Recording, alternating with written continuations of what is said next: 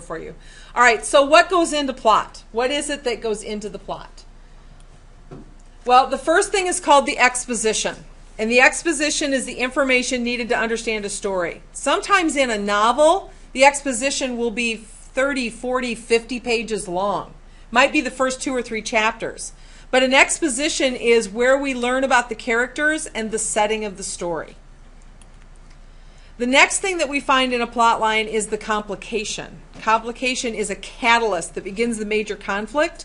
So this is where all the problems begin. Now, in a short story, we usually have one complication. In a novel, we tend to have multiple complications. Lots of things are going on at once. Then comes rising action. Rising action is where the events in the story become complicated before the conflict is revealed, before we really kind of know that what is going to surface here or bubble up to the top. And when that happens, we call it the climax. The climax of the story is the turning point. It's where everything that's been going on in the story kind of comes to the top, the peak, and then we figure out what it is, and then the characters try to resolve the complication. So it all builds up to that moment. Climax of the story, by the way, comes towards the very end of the story. If it came in the middle of the story, you'd quit reading. Everything that happens in the story builds to the climax, and then the next part, the falling action, comes in the very last little bit of the story. Sometimes in a short story, it might be in a paragraph. In a novel, it might be the last chapter.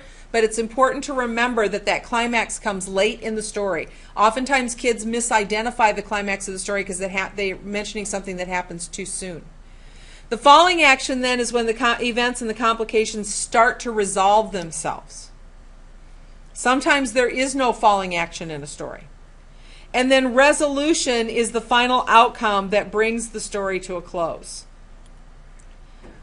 Okay? Stories often have several different points of view. Here's one. An automobile accident occurs. 2 drivers are involved. Witnesses include 4 sidewalk spectators, a policeman, a man with a video camera who happened to be shooting the scene, and the pilot of a helicopter that was flying overhead. We have 9 different points of view, and most likely 9 different descriptions of how the accident occurred. In other words, point of view is the angle from which the story is being told. There are several different types of point of view. We saw this last week when we did our bell ringer, right? We have an objective point of view. This is where the writer tells exactly what's happening in the story, and they're detached. They're just observing the story. They simply report it. We have third person point of view, and most of your stories and novels are written in third or first person. This is where the narrator doesn't participate in the story, but they know everything about the story. They know how the characters feel. They know how the characters are acting. They know what the characters are going to do. Okay? We have omniscient point of view, where the narrator knows everything about the characters and is all-knowing, or what we call omniscient. A lot of third-person stories are omniscient because not only does the narrator tell you what the characters are doing and where they're going, they tell you what they're thinking. You have to be an omniscient narrator to know what a character is thinking.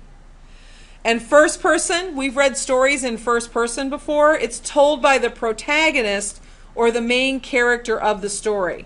So one of the characters is interacting with everything else that's going on, and it's first person. And of course, it's first person, and they're also omniscient because they know what they're thinking, but they don't know what everybody else may be thinking.